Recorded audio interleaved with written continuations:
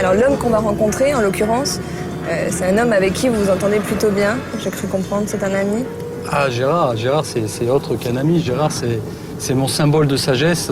Gérard, c'est mon confident. Voilà, c'est mon copain, Gérard. Et Gérard, c'est la gentillesse à l'état pur. Et j'adore rencontrer Gérard. Donc, alors, on l'a j'ai rencontré, plaisir hein, on va rencontrer Gérard. Ouais. Donc c'est Gérard Semidey, et on le retrouve au conservatoire Henri Tomasi à Bastia.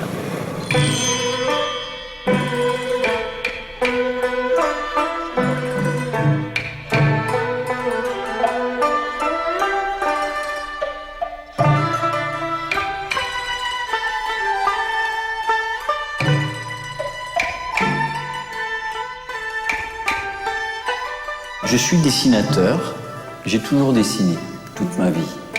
Et j'ai eu pendant une dizaine d'années une interruption. Et quand j'ai souhaité reprendre mon dessin, la pratique du dessin, j'avais tout perdu. Tout perdu. Ça s'oublie également, si on ne pratique ça pas. Ça s'égare, je dirais. Et je n'ai retrouvé la facilité du dessin que parce que j'ai retrouvé une certaine souplesse de poignet. Et de par l'aïkido, donc de par la pratique de l'aïkido. J'ai développé le travail des poignets grâce au karaté, grâce à l'aïkido, et maintenant ça me permet de produire un peu plus qu'avant et d'être plus à l'aise. Ça vous a permis de libérer une certaine créativité. Oui, je me sens, même dans le graphisme, je me sens plus souple.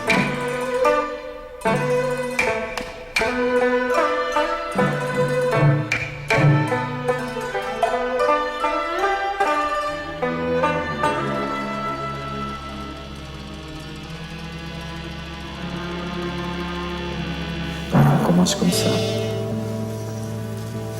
On repousse. Ramène au centre. En haut, en bas, côté. Donc on a fait main droite, on fait main gauche. Centrage, en haut, en bas, côté. Ensuite on fait les deux. Harmonie. Centrage, en haut.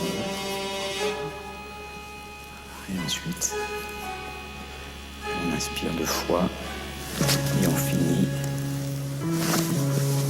Voilà. Donc si vous faites ça tous les jours, vous verrez.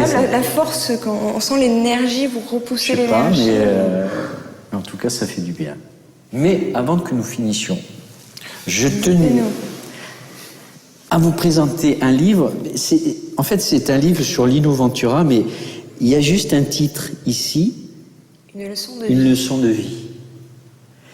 Et je pense que c'est ce qui caractérise Fred. C'est vraiment quelqu'un qui peut donner des leçons de vie aux gens. Et je le compare un peu, je lui ai dit en plaisantant, c'est le Lino Ventura des arts martiaux, parce que bon, je prends les photos, il a des attitudes qui... On retrouve dans le Et Lino Ventura parlait de l'amitié de cette façon. Alors voilà, je voulais peut-être finir là-dessus et lui dire, comme c'est moi qui ai les lunettes, c'est moi qui vais le lire. Parce que... Alors, voilà ce que disait Lino. Mes amis ont tous une qualité essentielle pour moi qui est la pudeur. Avec eux, pas besoin de grandes phrases pour se comprendre, on se devine. Ce sont des hommes avec lesquels je suis bien, des hommes solides, passionnés, généreux, entiers. Ils m'acceptent tel que je suis avec mes qualités et mes défauts. Je sais que je peux compter sur eux comme ils peuvent compter sur moi. Nous sommes amis tout simplement et l'on n'a pas besoin de se le dire à chaque fois que l'on se voit.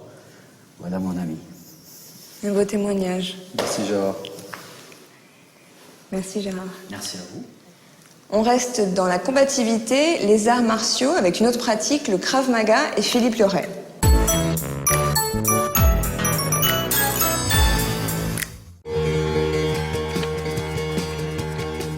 Dans une ambiance digne d'un film d'action, Philippe Lauré enseigne le Krav Maga dans des conditions plus que réelles.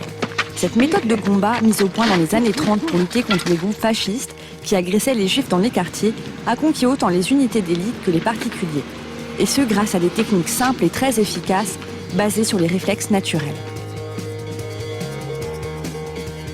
Krav Maga, c'est deux mots en fait en hébreu, qui veut dire Krav, c'est combat, et Maga avec contact, donc combat avec contact. Comme disait celui qui l'a créé, Imi, c'est tout simplement pouvoir marcher en paix dans la rue. Les points clés que l'on enseigne, la première chose, c'est de ne pas prendre de coups, ou au maximum des choses, prendre un seul coup et réagir sur le second, quoi. Surtout pas tomber. Imagine qu'il soit 3 ou 4, il faut toujours que tu te protèges par rapport à ça. On travaille autant l'agressivité que la vitesse, que les réflexes de biomécanique. L'attaque est définie, la défense, le minimum de défense est défini. Après, ce qui arrive par la suite, c'est-à-dire emmener quelqu'un au sol ou simplement frapper, partir, etc., ça, c'est pas défini. Ça peut être laissé à l'appréciation de la personne qui défend. Mais sinon, l'attaque est définie, ça, c'est obligatoire. Trop dangereux. On va lâcher dans toutes les directions, c'est parti, tu sais. Après la demi-heure d'échauffement, sur l'heure qui suit, tous les mouvements qu'on va faire vont être liés. Si on travaille sur le coup de pied au parti, on va travailler d'abord en frappe directe, par exemple, après avec une saisie, après avec une autre saisie, etc., etc. Après, la frappe, elle peut venir de côté, travailler de côté, etc. Et dans cette partie technique, il y a aussi, après, encore une fois, une remontée en température, on fait remonter en cardio et on fait travailler les gens pour recréer ce système de stress qu'on a dans la rue et qui fait, bien entendu, descendre le pourcentage de réussite sur les techniques. Allez, de suite, attaque-le, stop. Et voilà.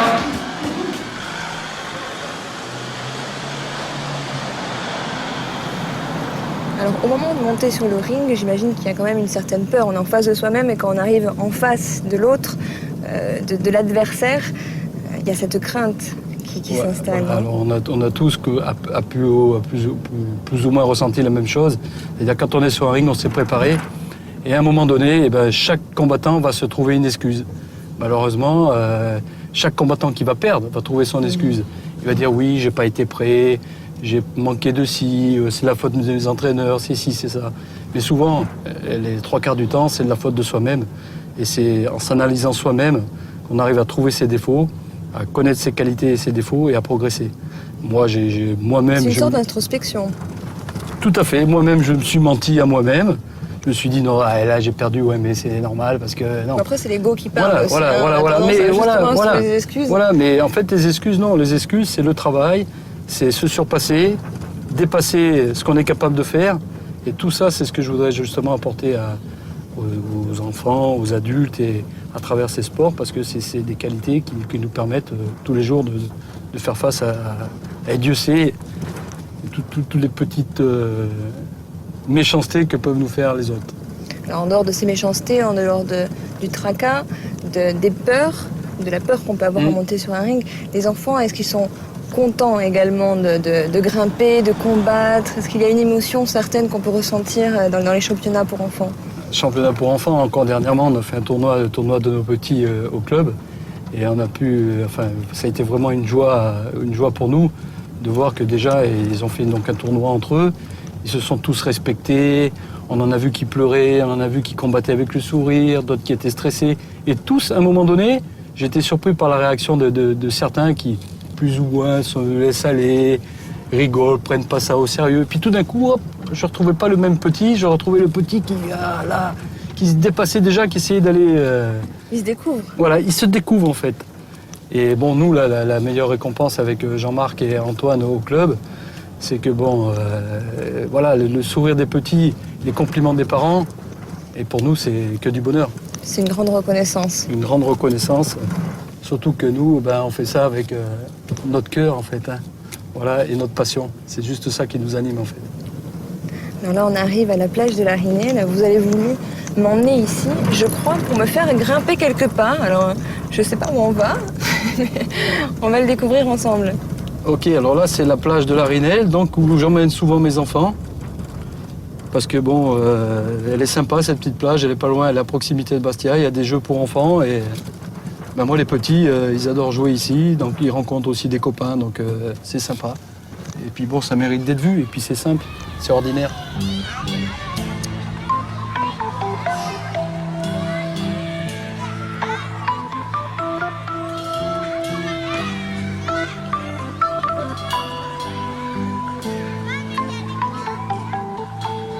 Donc c'est là que vous voulez me faire grimper, je crois.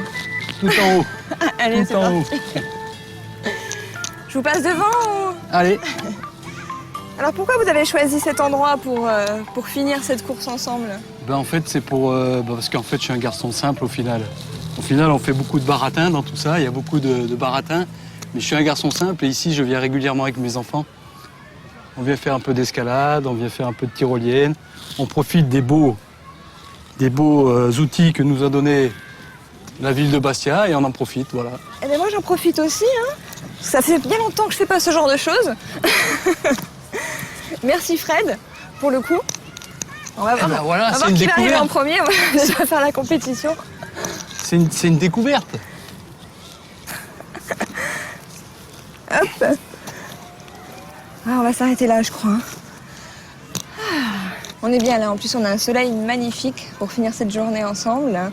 Alors Fred, on l'a dit, un homme simple, hein, malgré ce palmarès incroyable, le fait d'être humble, hein, la modestie également, toutes ces valeurs-là qui vous représentent, et celles que vous avez voulu enseigner aux gens et montrer une autre image finalement de la boxe thaï et du kickboxing. Bon, c'est vrai qu'il faut arrêter avec cette image du kickboxer, du pratiquant de boxe thaï ou de pancrace, ou quelqu'un de violent qui n'a pas de cerveau, qui ne pense qu'à taper sur les... Enfin bon, c'est les mauvaises images, de nez cassé, de faire casser les nez aux enfants, de faire opérer.